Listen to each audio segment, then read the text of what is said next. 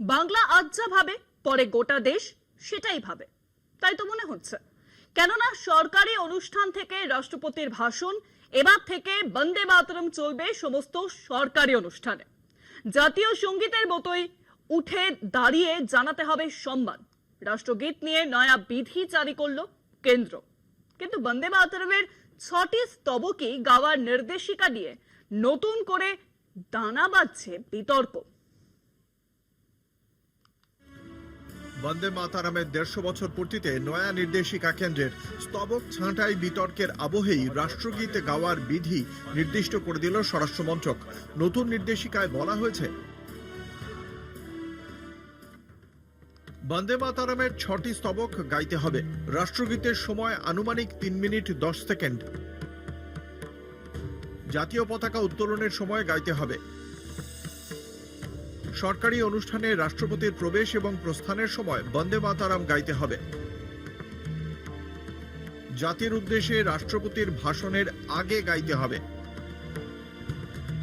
সরকারি অনুষ্ঠানে রাজ্যপালের প্রবেশ এবং প্রস্থানের সময় বন্দে মাতারাম গাইতে হবে। রাষ্ট্রীয় মহড়া বা কুচকাওয়াজে জাতীয় পতাকা নিয়ে আসা হলে গাইতে হবে। রাষ্ট্রগীত গাইবার সময় উঠে দাঁড়াতে হবে।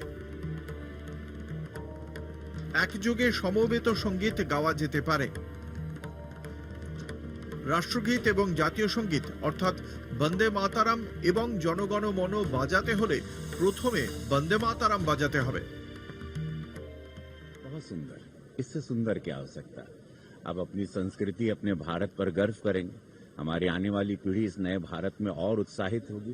वंदे मातरम पे चर्चा हो रही थी, वो लोग कंफ्यूज हो रहे थे वंदे भारत के साथ, तो एटलीस्ट उनको अंतर तो पता चलेगा। रोज जब बोलेंगे वंदे मातरम गाना गाएंगे तो उनको वंदे भारत और वंदे मातरम में क्या डिफरेंस होता है वो समझ में आए। কেন্দ্র 6টি স্তবক যুক্ত করার নতুন নির্দেশিকা জারি করতেই শুরু হয়েছে তুমুল বিতর্ক।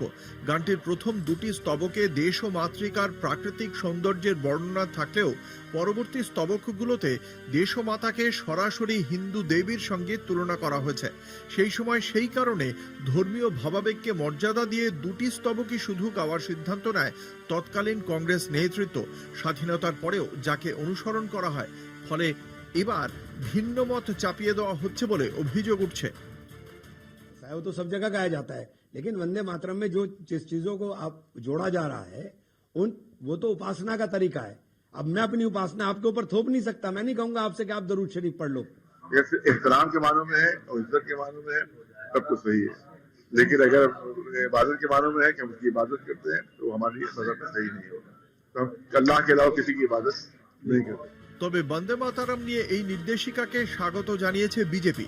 বন্দে মাতারাম থেকে স্তবক ছাঁটাই করে অন্যায় করেছিল কংগ্রেস। নতুন নির্দেশিকায় গানটি তার প্রকৃত মর্যাদা ফিরে পেয়েছে বলছে গেরুয়া শিবির।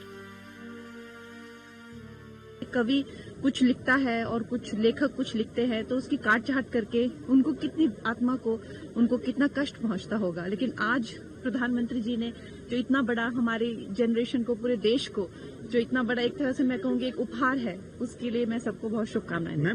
সঞ্জীবনী মন্ত্র হচ্ছে বন্দে মাতরম।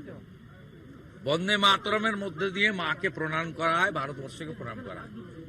এটা ওয়েলকাম করছি, কার্যকর হওয়ার দাবি রাখছি, অনুরোধও করছি। বাংলায় ভোটের আগে বন্দে মাতারাম নিয়ে আসরে বিজেপি। তৃণমূলের কটাক্ষ, দেশভক্তি দেখাতে গিয়ে বন্দে মাতারামের জায়গায় না বন্দে ভারত বলে ফেলে গেরুয়া শিবির। এটা তো খুব ভালো কথা, কিন্তু বন্দে মাতরম যখন বাজাবেন তার আগে যেন বলে দেওয়া হয় এটা বঙ্কিমচন্দ্র চট্টোপাধ্যায়ের লেখা, এটা বঙ্কিম দাসের লেখা নয়। বন্দে মাতরম যখন বাজাবেন তখন যেন এটা বলে দেওয়া হয় যে এটা আসলে বন্দে মাতরম, বন্দে ভারত নয়। কারণ পার্লামেন্টে দাঁড়িয়ে তো বিজেপির সাংসদরা বন্দে মাতরমটা উচ্চারণটুকু করতে পারেন না, বন্দে ভারত বলে ফেলেন। বা এটা যেন মাথায় রাখা হয় যে বঙ্কিমচন্দ্র চট্টোপাধ্যায় যদি আজকে বেঁচে থাকতেন তাহলে তাকে যেন লজিক্যাল ডিসক্রিপেন্সি নাটক করে তাকে হিয়ারিং এর শুনানিতে দান না করানো। স্বাধীনতা সংগ্রামীদের বুকে বিপ্লবের আগুন জ্বেলেছিল ঋষি বঙ্কিমচন্দ্রের লেখা এই গানটি।